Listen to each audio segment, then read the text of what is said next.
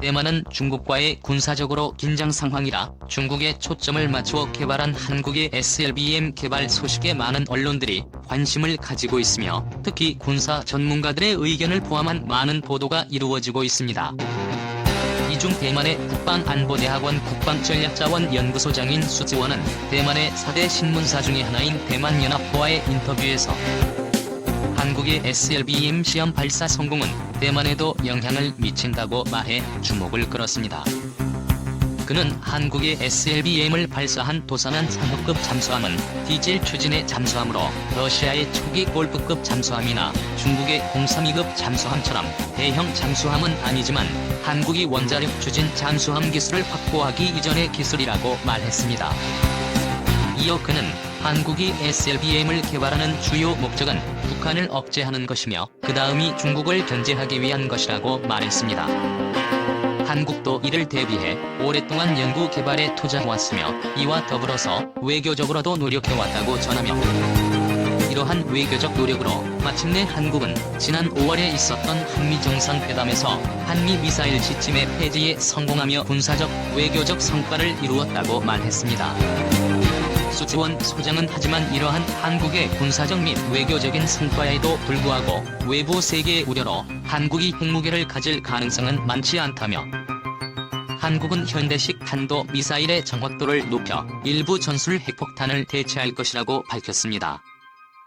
이어 그는 미군은 한국이 핵무기를 개발하지 않는 대가로 한국에게 미국의 군사용 GPS를 개방하고 이 시스템을 사용하도록 미국의 군사 규정을 바꿀 수도 있다라고 말하며 결국 미국은 한국이 핵무장을 한다면 일본이 뒤따를 것이며 이는 동아시아가 핵무기 경쟁에 빠질 우려가 있어 미국은 한국이 최근 시험 발사에 성공한 SLBM의 핵무기의 탑재는 허가하지 않을 것이라고 내다봤습니다. 이어 그는 하지만 한국의 도산한 상호급 잠수함과 SLBM의 존재가 대만에 직접적인 영향을 주지는 않지만 대만이 중국과의 분쟁 시 한반도를 담당하고 있는 중국 북부 전구의 함대를 남부 전구와 동부 전구로 움직이지 못하게 할 것이며 이러한 중국 함대의 전투력 배치는 간접적으로 대만에 많은 전략적 이익을 가져다 줄 것으로 전망했습니다. 참고로 중국은 광활한 영토를 지키기 위해 영토를 기점으로 군 전력을 5개의 큰 군 집단으로 나누었으며 이들을 전구라고 부르고 있습니다.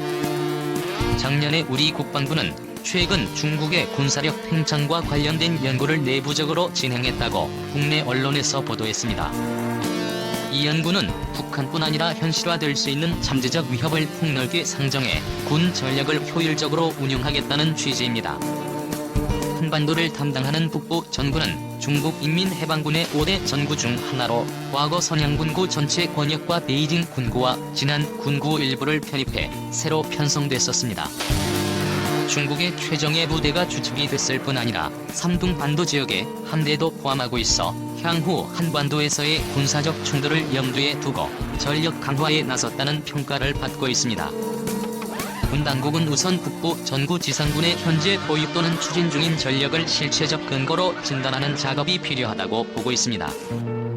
또한 이번 연구는 적개념을 재정립하려는 현 정부의 국방정책 기조를 반영하고 있다는 분석도 나오고 있으며 국내 언론과의 인터뷰한 정부 관계자는 북한은 물론 중국의 패권주의도 대표적인 안보 위협이라며 지금껏 살피지 못했던 대비 태세의 한계를 새로운 관점에서 바라보자는 의미라고 말했습니다.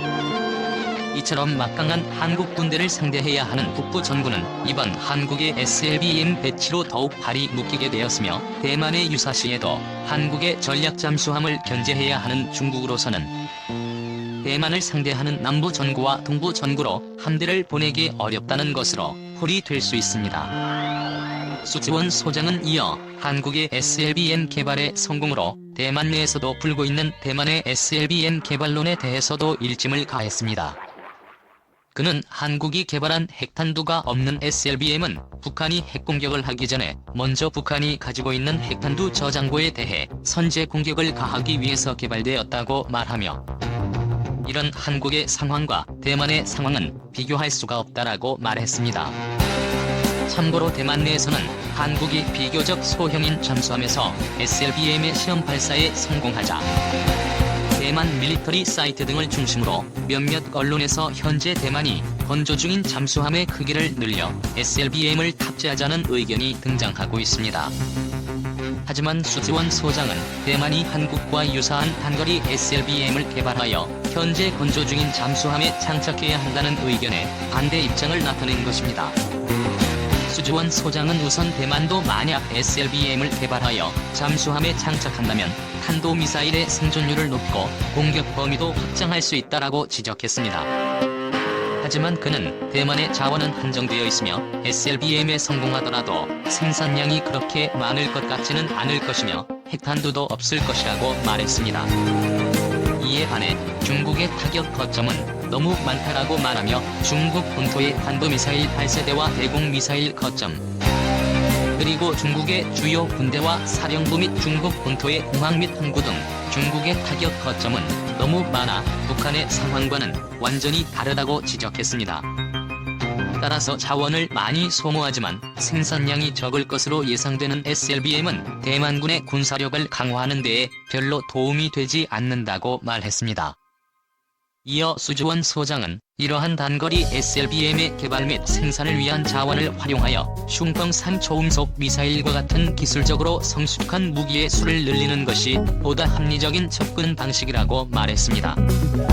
또한 그는 현재 건조 중인 대만의 잠수함에는 여전히 해결해야 할 많은 과제가 있다라며 단거리 SLBM을 발사하기 위해 잠수함의 설계를 과감하게 변경하는 것은 합리적이지 못하다라고 말했습니다. 여기에 한국이 최근에 장보고 3 배치 2번함의 건조 계약을 체결했다고 밝히자 대만 언론은 이 잠수함에도 관심을 나타내고 있습니다. 대만 언론들은 이번에 한국이 개발할 잠수함은 SLBM 발사관을 10개 갖춘 3,600톤급 잠수함이라며 최근 한국 해군에 인도된 도산한 상함보다 중량이 크고 길이도 5.5m가량 길어졌다라고 밝혔습니다. 이어 배치 1급 잠수함은 SLBM 발사관 6개를 갖췄는데 배치 2급은 최대 10개 발사관을 갖추도록 설계되었다며 새로운 잠수함에는 이번에 시험 발사에 성공한 한국의 SLBM이 장착될 것이라고 말했습니다. 또한 이번 잠수함에는 최초로 납축전지 대신 리튬 전지가 탑재되며 중대형 잠수함의 리튬 전지를 사용하는 것은 일본에 이어 세계 두 번째라고 밝혔습니다. 리튬 전지는 납축전지보다 배터리 수명이 길어 더 오래 잠항할 수 있다라고 전하며 이런 한국의 새로운 잠수함은 탐지와 표적 처리 성능이 개선된 전투체계와 소나 체계를 비롯해 기뢰와 어뢰 및 유도탄 등 다양한 무장도 탑재할 수 있다라고 소개했습니다.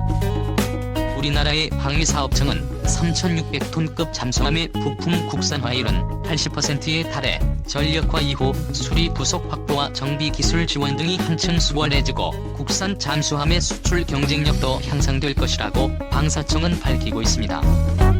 방사청은 3,600톤급 잠수함의 전력화 시기 목표를 2027년으로 잡고 있으며 이번에 건조 계약을 체결한 이번함은 2026년에 건조를 마친 뒤 2028년 해군에 인도될 예정입니다.